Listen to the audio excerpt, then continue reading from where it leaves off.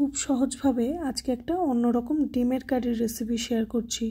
হয়তো এরকমভাবে অনেকেই করে থাকেন, কিন্তু আমি প্রতিদিন এভাবে বানাই না। আমার কাছে একটু এটা অন্যরকম মনে হলো, রেসিপিটা আপনাদের সাথে শেয়ার করি। খুব সহজ কিন্তু ভীষণ টেস্টি খেতে হয়। তো সবার প্রথমে এখানে সর্ষের তেল খুব ভালো করে গরম করে নিয়েছি। আলু ডুমো করে কেটে নিয়েছি। আলু দিলে কিন্তু এই ডিমের কারির রেসিপিটা বেশি ভালো হয় খেতে। চাইলে আলু ছাড়াও করা যেতে পারে। আলুটাকে লবণ হলুদ ছাড়া গ্যাসের ফ্লেমটা মিডিয়াম টু হাই রেখে বেশ লাল করে কিন্তু ভেজে নিতে হবে। এই পর্যায়ে আলুটা কিন্তু কাঁচা ছিল, তাই একটু ভালো করে ভেজে নেওয়াটা জরুরি।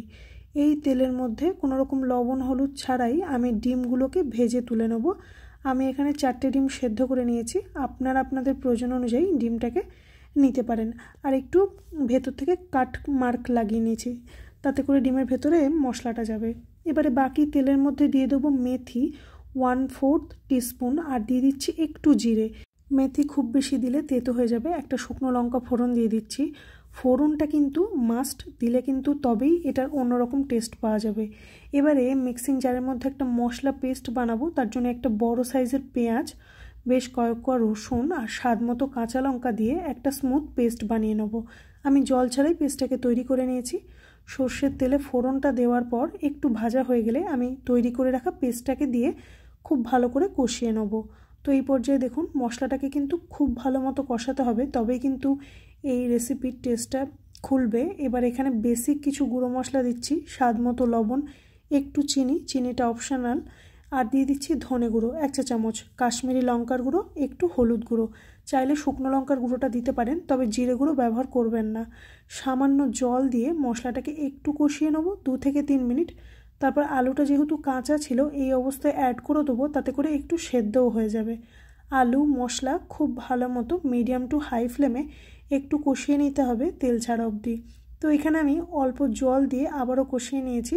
মানে একটু ধৈর্য ধরে সময় নিয়ে কিন্তু এই মশলাটা তেল ছাড়া অবধি কষিয়ে নিলে তবেই কিন্তু এই রেসিপির টেস্ট। তো এইবারে দেখুন খুব ভালো মতো কষানো হয়ে গেছে। এবারে বেশ খানিকটা গরম জল আমি এই মধ্যে অ্যাড করে দেবো। এখানে কিন্তু গরম জলটা অ্যাড করলে বেশি ভালো হয় খেতে। জলটা একটু বেশি পরিমাণে অ্যাড করেছি, আলুটাও সেদ্ধ হবে। প্রথমে জলটাকে খুব ভালো করে ফুটিয়ে নেব। বেশ ভালো করে ফুটে গেলে আমি কিন্তু দিয়ে দেবো বড় করে ডুমো করে কেটে রাখা টমেটো আর ভেজে রাখা ডিম। সমস্ত কিছু দিয়ে ভালো করে একবার ফুটিয়ে নিয়ে গ্যাসের ফ্লেমটা লোতে রেখে আলুটা সেদ্ধ হওয়া পর্যন্ত কিন্তু রান্না করে নেব। তো এবারে দেখুন আলুটাও সেদ্ধ হয়ে গেছে আর ঝোলটাও বেশ গাঢ় হয়ে গেছে।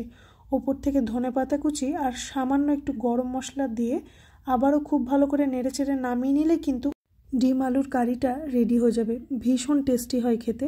হয়তো অনেকেই এভাবে ডিমের কারিটা বাড়িতে বানিয়ে থাকেন। আমি রোজ দিন এভাবে বানাই না, এটা মনে হলো আমার কাছে অন্যরকম, তাই আপনাদের সাথে শেয়ার করলাম।